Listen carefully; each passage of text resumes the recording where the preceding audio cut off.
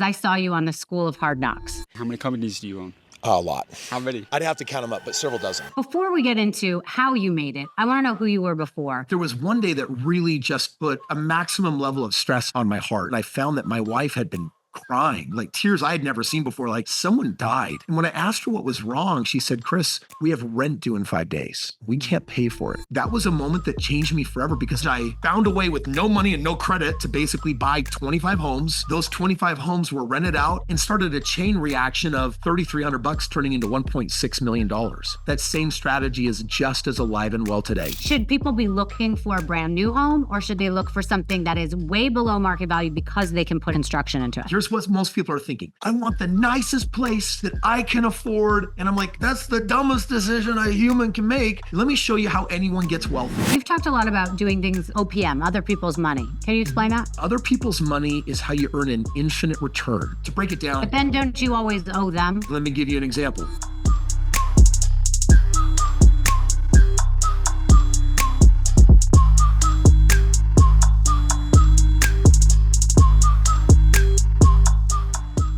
Ladies and gentlemen, today we have the pleasure of welcoming Kris Krohn, a powerhouse in the world of real estate investing, business coaching, and personal development. Born in Orem, Utah, Kris's journey began with humble beginnings and financial struggles during his college years at Brigham Young University. Determined to break free from financial hardship, he dove into the real estate market, acquiring 25 homes before he even graduated, a move that set him on a path to long-term wealth. Today, Kris owns and manages an expansive portfolio of around 400 properties across the U.S. and has conducted over $2 billion in real estate transactions. He is the author of several books, including The Straight Path to Real Estate Wealth and Have It All, and shares his experience with millions through his Limitless TV YouTube channel. In our conversation today, Kris breaks down his real estate investment strategies, including house hacking and identifying prime markets like Central Florida, Memphis, Alabama, and Oklahoma. Now, these areas might seem foreign to you and something you don't want to get involved in. But I picked this guest specifically because, creating wealth is very misunderstood. I know there are some of you sitting there wondering about your purpose, wondering how you can, have some financial freedom. And this guy really talks about it. So I think it's an important episode to listen to. He gives his expert take on why now is the time to invest despite interest rates and explains the key difference between good debt and bad debt. Beyond real estate, Kris is a firm believer in the power of mindset and surrounding yourself with success. Today, we're diving into his journey, his strategies, and how you too can build financial freedom. So let's get into it. Hi, Kris. Thank you so much for joining me on Misunderstood today. How are you? I'm doing great. Thank you. Where are you, as a matter of fact? I'm in Utah. Oh, Utah. Amazing. Okay. All right. So before we get into why you're here, I want to get the background on you because the way I found you is because I saw you on the School of Hard Knocks. Yes. And he only interviews guys that have made it. You know what I mean? So, before we get into how you made it, I want to know who you were before, what your motivations were, how you grew up, and how you got to where you are now. Well, I was born in a Christian family with 8 other brothers and sisters and taught with strong, I think, traditional conservative values. And my dad was a German immigrant that said, if you don't get good grades and go to college, you won't really get anywhere in life. And so I think by the time I landed on the college scene, I had just served a 2-year Christian mission for my church. And basically my whole life was now going to be centered around becoming a doctor. And that was kind of, I think, everything playing out the way my parents wanted it to. And that's also kind of when everything fell apart. How did things fall apart? Well, first, for starters, I wasn't smart enough to be a doctor. Like, I was in a weeder class where only 10% were going to get A's. I had a decade of sciences ahead of me, and in organic chemistry, I got a C. So I retook the class. I got a tutor. I worked 3 times harder, and then I got a C minus. And I'm like, I'm not going to be a doctor. And even worse, I can't find any other degree here that I want. And if I don't go to college and get a degree, like according to like what I grew up with, I probably won't amount to anything. Right. So that's interesting because as a man, I think it's harder than a woman to figure out, well, not to find your purpose, but like as a man, you feel like you want to be able to support yourself, of course, and possibly your family. So that's got to be a very stressful thing to be able to find your purpose that you're going to go and make some money. So how did you figure it out? Well, after after the third day of college, I actually met the woman that I was going to marry a year later. No And way. so I felt the stress like as a sophomore in college, like, oh, now I really have to figure out the game. And so that just added a whole lot more. I don't even know like what I want to be when I grow up. And I remember there was one day that really just put like a maximum level of stress on my heart. And I had gotten this crappy telemarketing job. So I was working full time while I had the stress of going to school full time. I was taking out Pell Grants. I had to put myself through college. And I remember that balancing these two full-time jobs, just I didn't like my one job, and I didn't like that I was wasting money in college without knowing what I was going to do or become. And so I decided to come home from school one day a little early, just to be with my wife for a little bit because we spent so little time together. And when I came home, I walked in and had this really like dark impression. Like before I even knocked on her basement, hole in the ground apartment, I knew something was wrong. And when I finally knocked and came in, I found that my wife had been crying, like tears I had never seen before, like someone died. And when I asked her what was wrong, she said, Kris, tuition's due in 3 weeks and we don't have money for it. We're going to go into debt. And I was kind of like, I was thinking, I don't know, is that like that's a problem, but that's kind of normal for, poor college kids. And then she said, no, Kris, we have rent due in 5 days. We can't pay for it. And I thought, oh, this is getting more real. But Right. Rachel, it was then she spoke up and said that she had tried to go grocery shopping to buy a week's worth of groceries and literally bounced the checkbook, if people still remember what those are. And Yeah. she basically ran home embarrassed, empty handed, and hungry. And that was a moment that changed me forever because not only did I not know what I was going to do, but I also didn't even know how I was going to pay for our poor lifestyle then. Oh my gosh, Kris. All right. I love this story though. So what happened? How did you figure it out? Well, I actually made a decision in that moment. I decided that I would do whatever it took to not be in this situation ever again. Yeah. Because my parents fought about money, and I'm like, I'm just going to reincarnate the same problems in my marriage. And Mhm. I felt this motivation just well up inside of me. And so I did a couple of things. One is I started going on the lookout and I started looking for something outside of college. And within 6 months, I met 3 people who had each made over $10 million in real estate. And I caught the bug and I'm like, I'm going to learn from them. The first one, I showed up at his house at 9 o'clock at night and he wrote me off and said, I never want to see you again because I was being too forward. The other 2 said yes. And by the time I graduated college, I found a way with no money and no credit to basically buy 25 homes. Those 25 homes were rented out and there was a surplus of $12,000 left over every month so that when I graduated college, I didn't need to graduate and get a job. I actually graduated and didn't need a job because I was making 6 figures passively. And that was the beginning of everything really moving in a new direction. Wow. So this is crazy. And I love this story. So I want to get into this because you've done a lot of things. You're an author, you're a motivational speaker, you teach people how to invest in real estate. But I want to focus on a conversation about financial freedom. Yeah. I think for women and men, I mean, it is so important. And actually, I want to talk about women for 1 second, because I think that you, and correct me if I'm wrong, more so than maybe everyone, believe in like the traditional lifestyle of a woman. Yeah. Am I correct?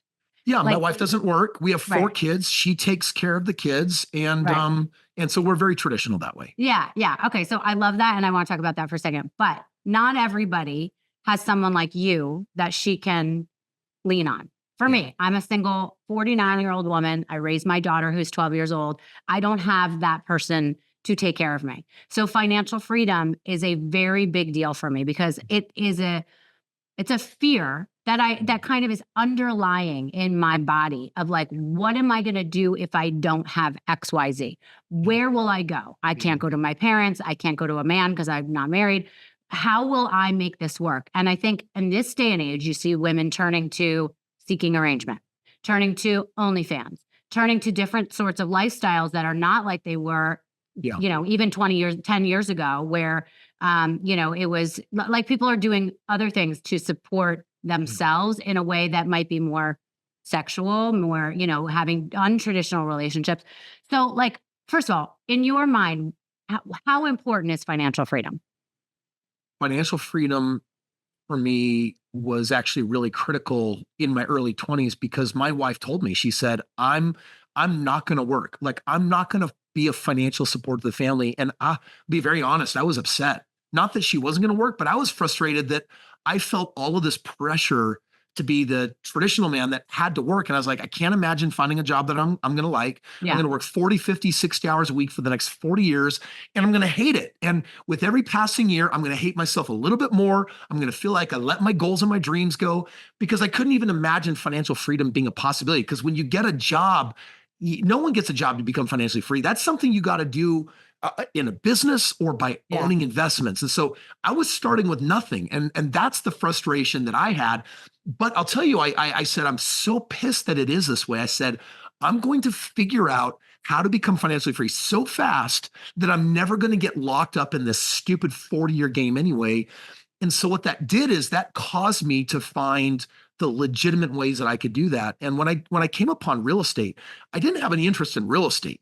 All real estate was a money game. And what I needed was a money game that I could learn and master so that I didn't actually have to have a job. So financial freedom for me meant I don't have an active income. It's got to be passive. My money's got to work for me, even if I don't have a lot. And then I got to learn how to use OPM, other people's money. If I can find the right winning system with those things, then maybe, just maybe, I can get to a spot where I don't have to work, but the money keeps flowing in. Okay, so this is great. So real estate is the ticket kind of that got you financial freedom. So I want to focus on that, because I know you have a lot of spokes and you can teach people a lot of different ways to get happy, to get financially free. But this is a way that you think can make somebody a lot of money and become a millionaire in a couple of years. Yes. Okay, so speaking of real estate, how do people even get started? What if somebody, from the basics, they don't even have this extra cash to get involved? Well, I'll tell you how I started. I started with nothing but a pile of debt. My credit wasn't developed. And my mentor said, here's what you got to do. Stay at your job for 2 years. Because I hated my job and I had 1 year down. He said, I need you to stay for another year. And I'm like, I know you don't like this place, but I want you to stay. Make the sacrifice. Number 2, I want you to get 2 more lines of credit, because you have 1 credit card. The banks are going to want to see that you have 2 or 3. And then number 3, I need you to use them, keep them paid off, so that the banks see you're responsible with your credit. And number 4, you got to save up $5,000 in the bank. And for a poor kid like me, it took me 14 months to do all 4 of those things. And 14 months later, I had $5,000 in the bank. I had used my credit card, so I got myself established, and I had my job for that 2 years. And at the earliest possible moment, I did what's called house hacking, which is I found a really good deal on a house. The house, I bought it for $40,000 less than it was worth, because my mentor helped me find a good deal. And I bought it with literally a 3% down payment, just like people can do today. And I rented out the basement, which basically covered the whole mortgage. So we were living for free. And 12 months later, after I bought it, I pulled the equity out of the house because of the equity, and I used the first house to buy the second house. So I basically cheated the system, because you're supposed to put a 20% down payment when you buy an investment property. I just put 3% down on one home, used the equity to buy a second, and used the second home to buy the third, and started a chain reaction of basically $3,300 turning into $1.6 million. That's insane. So do you think, I mean, that wasn't like yesterday. So is that a possibility for people today? Can they start by just putting in 3%? I help 2 different kinds of people. The first one are people who are starting from nothing, and they house hack and do just what I did. That same strategy is just as alive and well today. The second is for people that have been maybe at their job for a decade or 2, and they're like, oh, I'm still poor, but I've been putting money in 401ks and IRAs and trying to pay off a house. I bet I can use some of my equity or 401k or IRA money to go start building a portfolio, and they can. And that's a way for them to get in the game. Got it. I have a quick question on debt. What are your thoughts on debt? Do you think people should be working to pay that off, or you think that's fine to have debt? It depends what you're talking about. I love business debt, and I hate consumer debt. Like, if you listen to Dave Ramsey, he's going to tell you all day long that debt is evil. And I'm like, I don't agree with that. If you're buying a boat, if you're loading up money you don't have on a credit card, if you're buying consumer debt, that's bad because it costs you money. But every time I buy a house, you better believe I'm going into debt, and I love it. When I buy that house, I get tax benefits. Someone else is going to pay it off for me. Like, how cool is that? That I have literally every day I buy a house and tell someone to pay it off for me. And then I get the tax strategies. I get the positive cash flow. I get the appreciation. But mark my words, every year I am going millions. Every month I go millions of dollars in debt. And I love every penny of it, because the more debt I have, the more money I make. That's a good debt, and it makes you money. So whether you love or hate debt depends on what kind it is. Right. You know I love a good glow up, but let's talk about a real game changer for your daily routine. That's AMAZFIT. What if your smartwatch can do more than just track steps? What if it actually helped you live better, move smarter, and feel amazing? I have such a great product for you guys. I'm so excited to tell you about it. AMAZFIT isn't just a smartwatch, it's your personal wellness coach with advanced fitness tracking, 24/7 heart rate monitoring, and even stress management tools. It keeps you connected to your health in real time.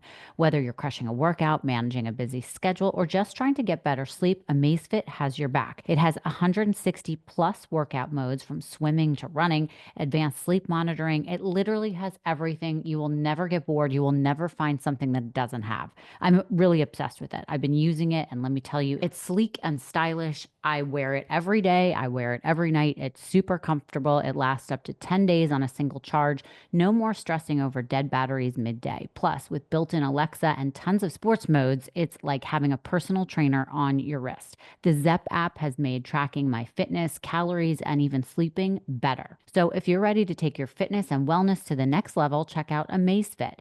Head to amazfit.com/understood to grab yours today and start living smarter with a 10% off discount. Again, it's amazfit.com/understood for 10% off. Holistic Goddess has been such a trusted resource for me on my health journey. One product I really wanted to highlight is their holistic menopause support by PhD Health. It's been a game changer for me during perimenopause, and here's why I love it. It eases discomfort. It really helps with hot flashes and mood swings. The ingredients in it, including creatine, support mental sharpness. I feel more focused and clear-headed, which is so important for my busy days. Go to holisticgoddess.com and use code UNDERSTOOD for 15% off all orders. So for people that are listening to this and thinking, okay, I like what he's saying, here are some questions that I'm thinking ahead of time though. What if you go in, you purchase this house for 3% to 20%, whatever it is, and you're doing it for an investment property? What happens if you can't find a renter? I guess the question before that is, how are you finding a house in the right space, and how do you know that you're making the right purchase?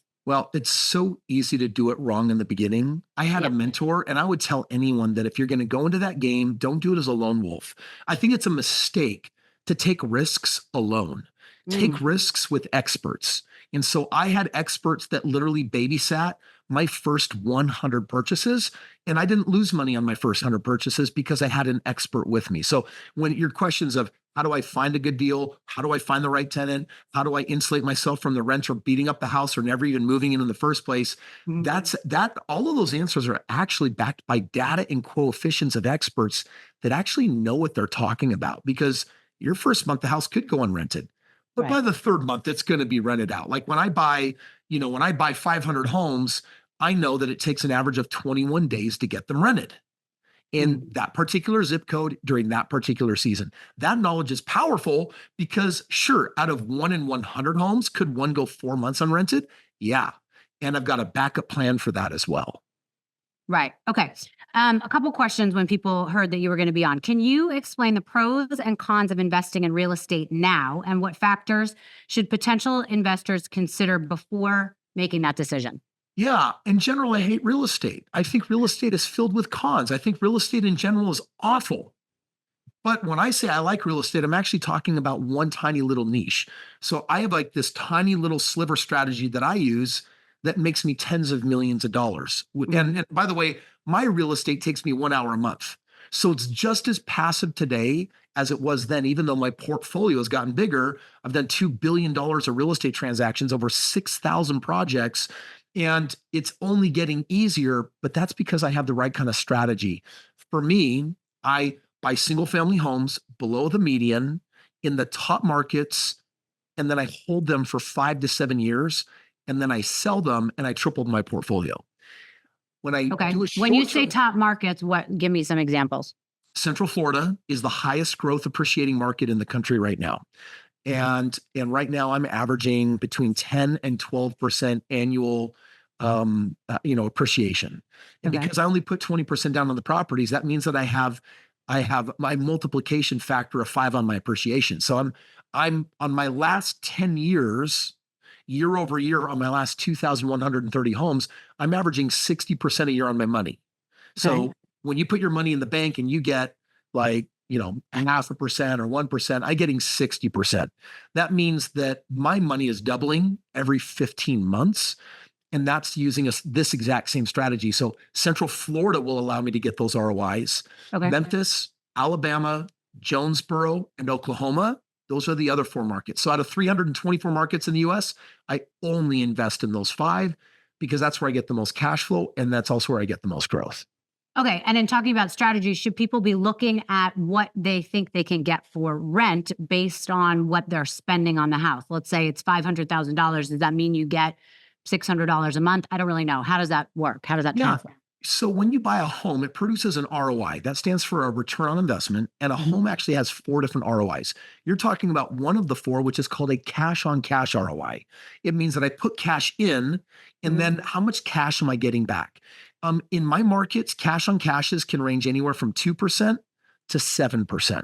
So when I go into a cash flow market like Jonesboro, I'm getting 5, 6, and 7% cash on cash. What that really means is that I have a very healthy cash flow of hundreds of dollars every month on every purchase in that market. Florida right now, because the prices have gone up so high and the rents haven't caught up with the rates, Right. it means that right now cash flow is squeezed and a cash on cash might be closer to 2%, but my growth is so big that it actually outweighs it. And in a couple of years, rents will catch up and my cash on cash will increase. But like mathematically, again, let's say I'm spending $500,000 on a house and you have, whatever the mortgage, I don't have a calculator in front of me, but whatever the mortgage will be and what you have to spend on it monthly, is there something that you're looking at that you're saying to your Yes. clients, you have to, make sure you are making $500 on top of it or whatever? It is, yeah. So let me Okay. actually put it in different terms. So when I buy a home in Jonesboro, I buy a brand new 4-bedroom, 2.5 room, 2.5 bath for $190,000. Oh, wow. Yeah. That market is taking place in Blue Oval City. And why did I pick that market? Because Ford Electric just moved in and built an $11 billion plant that requires 11,000 new jobs, and they don't have enough houses. So they're putting in temporary trailer parks. The houses that I'm building and buying brand new for under $200,000 in the next 5 years will be worth $325,000 to $400,000. Right. So that's what makes that one of the top markets for me. So when I go in and buy that $200,000 house, I already know up front that before I pull the trigger on it, I put together a prospectus. And that prospectus tells me more or less what my cash flow is going to be. I'll look at the comps for the rents in the area.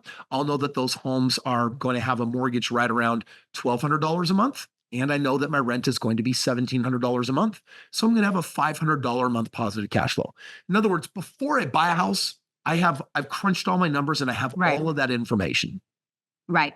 That just reminded me. Have you ever seen those articles about different countries that are trying to get people to come in and they're like, come buy a house for $100 bucks. We'll give you a castle for free, right? Yeah. That always sounds amazing to me. Yes. Tell me why that's a pitfall or why it's amazing. Yeah. Well, first of all, it's never a good deal. It's always a bad deal. It's going to be a money pit. What's happening is those countries are saying that we're experiencing economic winter.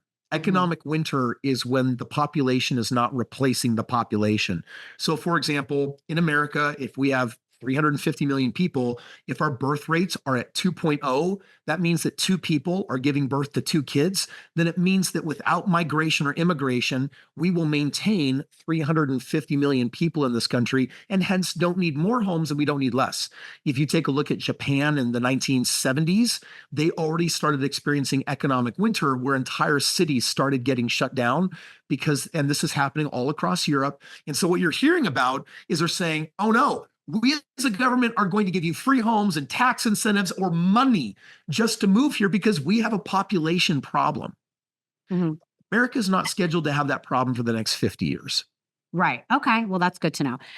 But speaking about that, I want to talk about like upgrades and stuff. So let's say you've bought a house and also even thinking about those homes, I always imagine like it's a castle, but it's like that movie Money Pit, which was one of my favorites always. But like, should people be looking for a brand new home or should they look for something that is way below market value because they can put in, some construction into it? I think before someone becomes an investor, they have to become a really smart home buyer. And so most people are looking for a home, and I would say look for a home and a house. And what I mean by that is a home is where you're going to live. So if you're doing a house hack and you're going to put 3% down, don't just be thinking, here's what most people are thinking. I want the nicest place that I can afford. And I'm like, that's the dumbest decision a human can make. Let me show you how anyone gets wealthy. It starts with paying your most important bill. Your most important bill is not your mortgage or your rent. It's not your cell phone bill, and it's not even taxes to the government. The most important bill you pay is yourself. You're the worker. You're the one who's earning the money. You've got to pay yourself. And you're like, well, Kris, what am I paying myself for? You're paying yourself a minimum of 20% of every dollar you make that you set aside to invest in your future. Now, if a person does that, I'm telling them that they are only allowed to spend 80% of what they make on their lifestyle.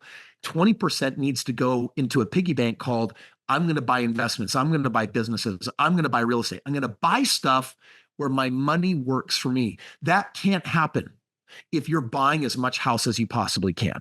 So when the bank says, oh yeah, you qualify for $352,000, go look for a $270,000 house. Why? Because you got to have excess money, period. And then you look at that house as an investment project where you might live in it today, but after 1 year of living in my house, I moved out and I turned it into an investment property. Does that mean that that when I bought the house, I had already underwritten it as an investment property? Yeah. I already knew I was buying it 40,000 below the market. I already knew what my positive cash flow would be the moment I moved out of it. When I moved out of it, I made $550 each month on that house until I sold it and made $65,000. I have a question. What are your thoughts on those like foreclosure notices that you see where they're doing the, you can go and you can make an offer on houses that are foreclosed. Also, can you get a good deal there, or is that also a bunch of bullshit? No, it's not bullshit. That's actually a strategy. There's like 30 major strategies of how to make money in real estate. Some focus on cash flow, some focus on, buying properties under value. There's a lot of different strategies that you can play in the game. Foreclosures hasn't been a very big deal for the last several years, but now they're starting to creep up because these higher mortgages and people buying more than they can afford. We're starting to see more and more homes go back to the banks. And banks are not in the business of holding real estate themselves. They love to lend you money on real estate. They don't want to own real estate because it hurts their fractional lending ratio. You see, when I open up a new bank account at Chase and I put $1,000 in the bank bank is allowed to keep 100 physical dollars and then lend 900 fake dollars to people in the form of other loans. So they're basically inventing money at that ratio and then making money on that. But when they have real estate on the books, it hurts that ratio. And then all of a sudden they can't lend nearly as much. So they hate owning real estate. Hence, they'll sell it for a deep discount. So foreclosures can be a place where you get really, really good deals. Okay. All right. Now let's say you're a homeowner. How do you maximize the value of your property, and what are the most effective upgrades for improvements before selling or renting? Like, should people redo that carpet? Should they redo the kitchen, the bathroom, or should they leave it and let the people deal with it? There's actually a mathematical analysis that you need to calculate based on whether you're in a buyer's market or a seller's market. So for example, we are missing a lot of inventory in the country right now, which means that you can get away with selling a house with ragtag carpet and it hasn't been repainted. But because there's not enough homes and there's enough eager beavers, especially watch this, rates are coming down. Last week, the markets tanked, right? We saw the NASDAQ drop 1,000 points. We saw $2 trillion evaporated out of the market. And right now we're seeing the rates come down. Zillow is now calling for 5.9. We're out of the 8 range. And with 3 more potential rate cuts, Rachel, before the end of the year, if those rates drop below 5.25%, you're going to see the prices of real estate skyrocket again. So in that kind of market, you don't have to fix anything up. In a market where you have a surplus of inventory, you kind of need for your area to have the nicest, most fixed up house. Now, you should, by the way, never fix up your house more than what the neighbors are. So for example, if granite is standard in your neighborhoods, then you should do granite. If Formica is standard, then you should do Formica. You shouldn't actually, if you put in nicer things than all the other houses, you won't actually get that money out. All you'll do is sell your home faster because you're only affecting the perceived value of the real estate. Right. But do you think that like throwing wallpaper on the wall and doing like minimal things can also really change the, the outcome of what you're going to get? No. Or you feel like you have to invest in some of the good? It depends. It depends on what's actually selling in the market. Everything is based on comps. So if the last 5 homes weren't fixed up, you shouldn't fix up your home. Now, You can run the math and be like, oh, Kris, what if I put in $10,000 of upgrades? No, let's go crazy. I'm going to put in granite. We're going to do a $50,000 kitchen remodel. I'm going to also put in a gold toilet on the throne room. And I'm going to put 100 grand in. I'm like, cool. Your house will sell so fast, but it won't sell for more money because a gold toilet, even though it in and of itself is valuable, doesn't actually increase the value of the price per square foot. So there's a lot of ridiculous things that people will do that are above and beyond what the market in their area is doing. Right. Okay, I get that. Is there a difference between what you do in upgrades on the interior versus doing in your landscaping? Like, does the landscaping even matter? Like for me, I live in Florida. I have almost 2 acres. Yeah. I'm not planning on selling my place, but like I just put in a pickleball court, and in my mind, when I spent the money, I was like, well, for resale value, this will really help me. But who the hell knows? And it was a lot of money. Yeah. So the reality is, real estate is valued. The house is valued separate than the property. And so when someone says, I put $200,000 into my landscaping, you won't get $200,000 out. Landscaping is the biggest money pit where you generally don't get money out. But if you add amenities like a pickleball court, you can make your house sell quicker. You can make it sell faster, and you're going to beat out the competition. Are you going to get all that money out? It depends on the market, and it depends on a number of factors, but often no. In a higher price range, like, when you get into the 7-figure status, those things can make a difference. But the closer you get to the median and below, no, you generally don't. Got it. Okay. Another question from a listener. How should first-time home buyers approach the current market? What are the common mistakes to avoid? Well, the number one mistake is they're waiting.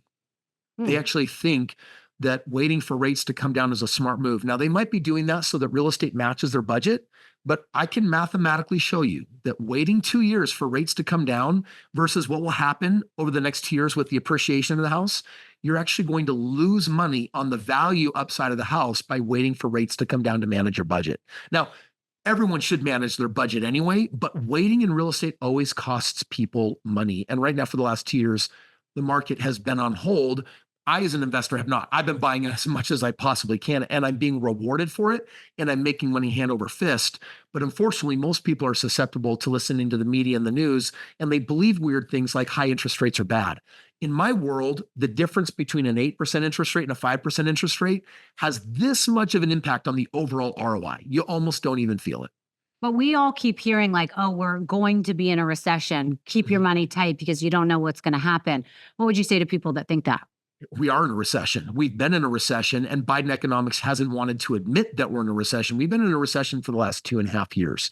Right now, they've been changing the definition so that no one has to really own it, but business owners are feeling it. We right now have, for this quarter where we're at in the economy, we have more companies going bankrupt nationwide than we had during the pandemic when people weren't allowed to even open a business. So we are in a recession. And when you are in a recession, you do need to hold on to your money, and you do need to be smart, and you do need to be careful. You need to have money for a rainy day.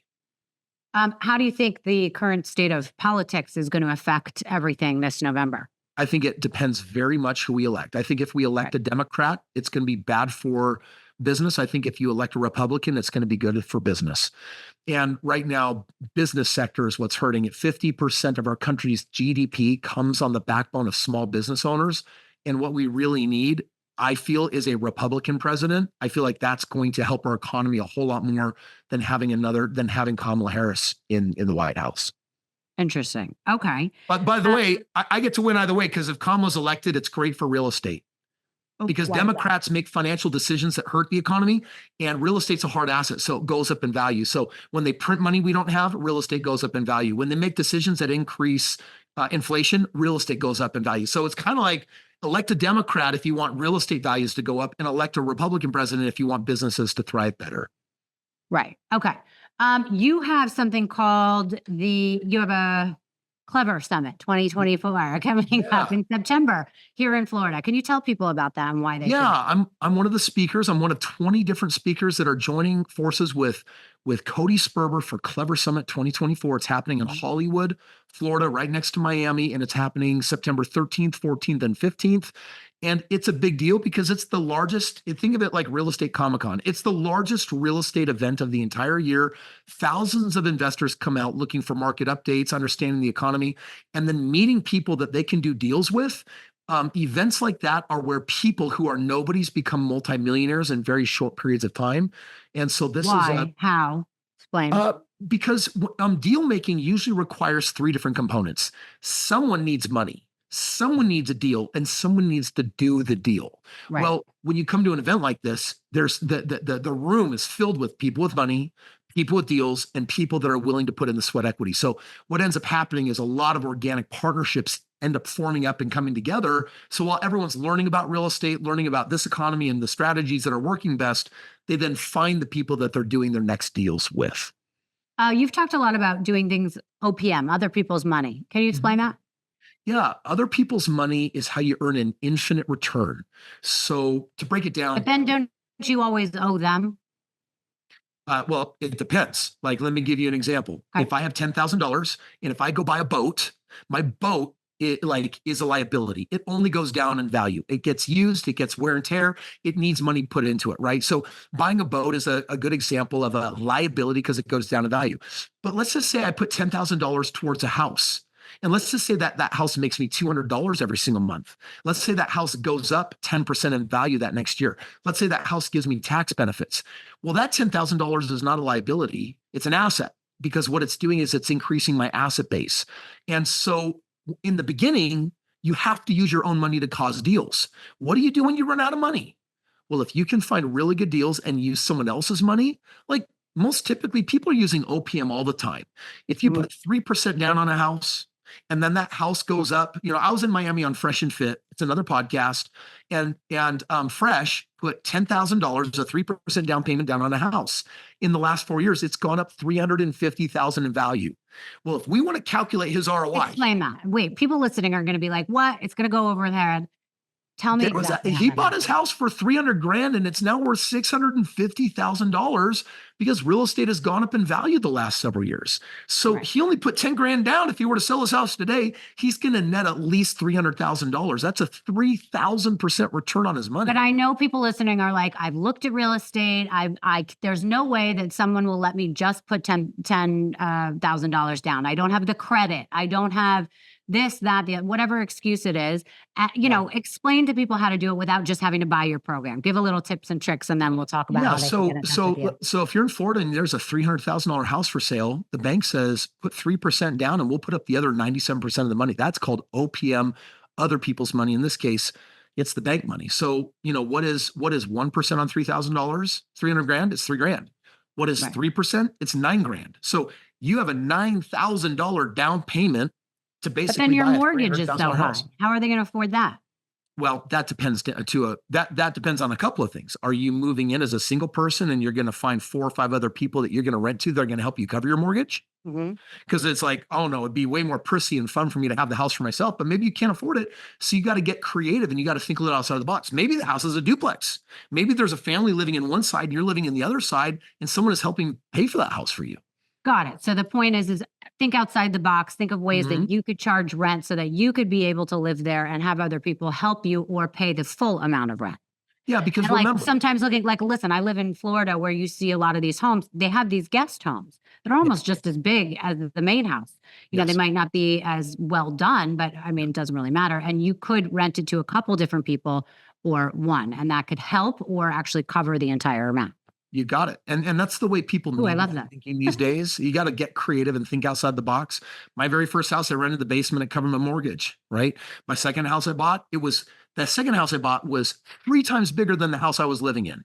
And I chose to rent it out and make a positive cash flow rather than living in the nice digs. So part of that is a principle I have called delaying gratification, something that society just absolutely doesn't get today, which is I delayed what I wanted for 5 years. I didn't own a single luxury anything.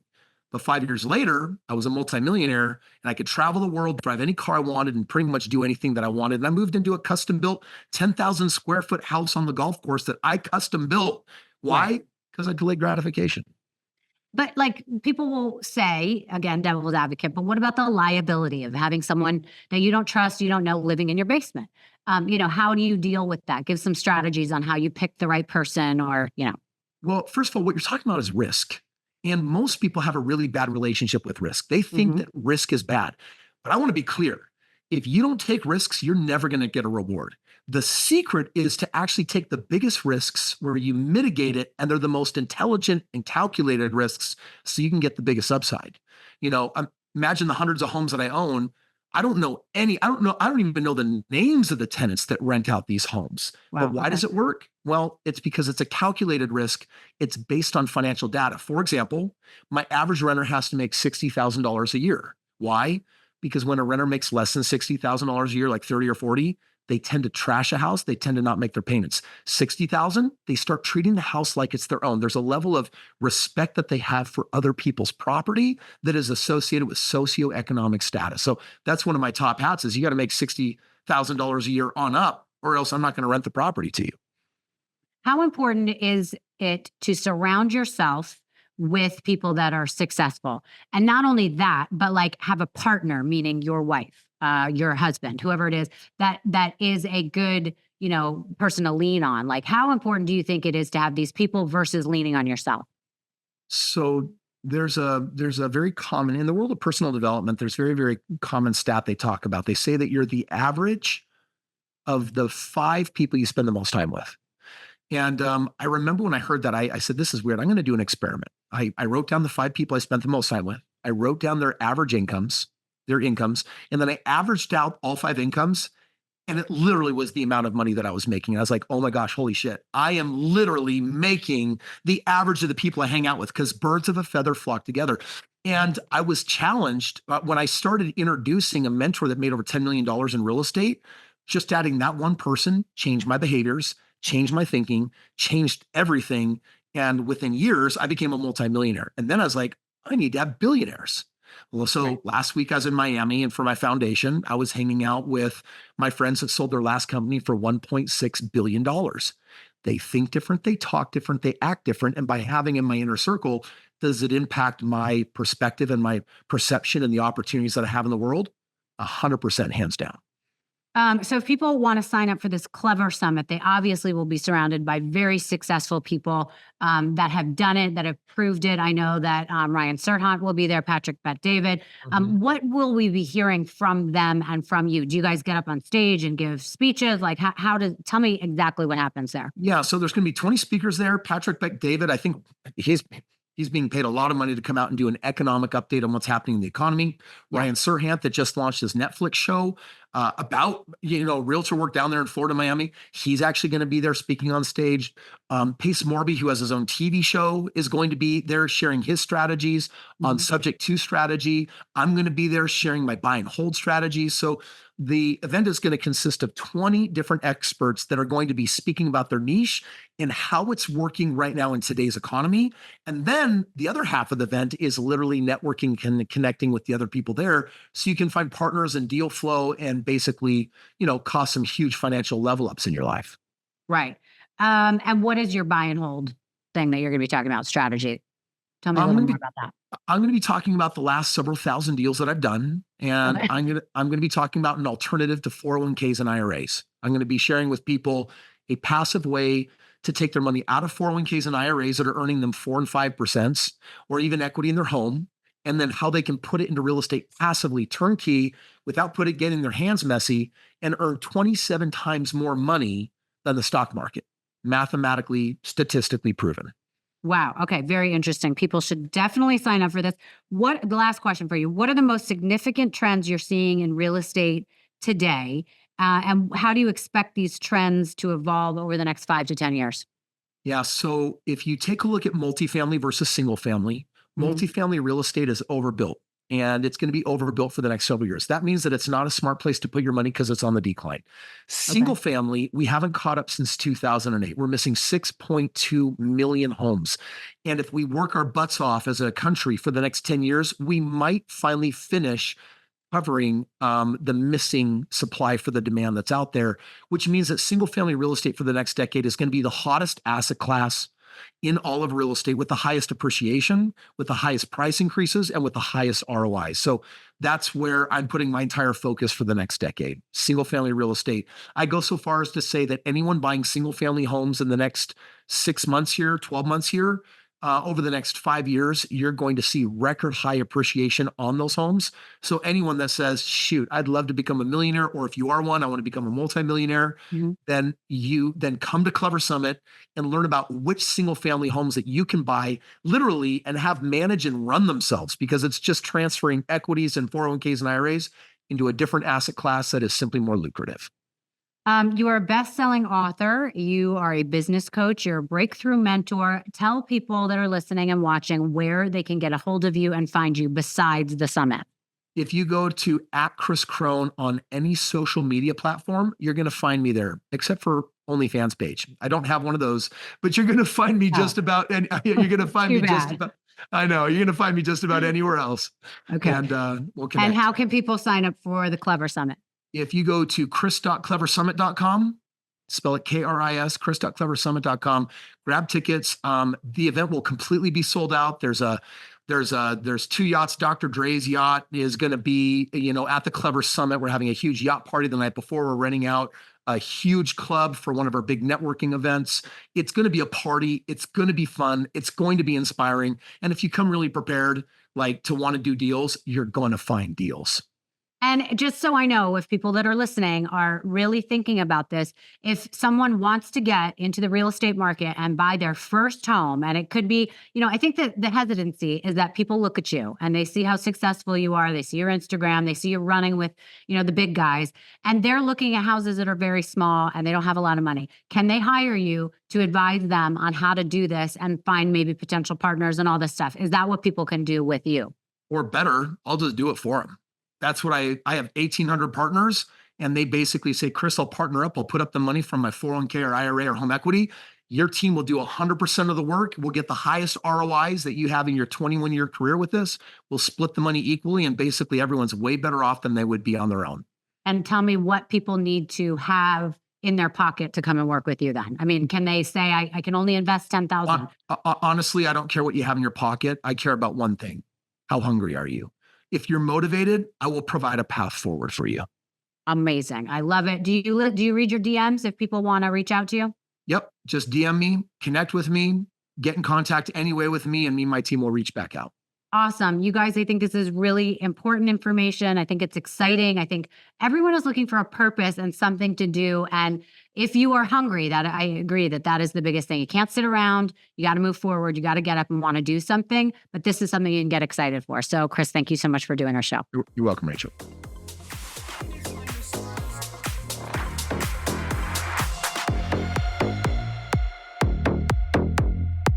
Thank you so much for listening to Misunderstood. I'm your host, Rachel Yucatel. Please be sure to subscribe to the show and give us a 5-star rating and review. You can support the show by joining our Patreon at patreon.com/misunderstood with Rachel Yucatel. Do you have ideas for the show or want to reach out? Email us at info@misunderstoodpodcast@gmail.com. That's spelled MISS understood. Thank you so much, and I'll see you next time.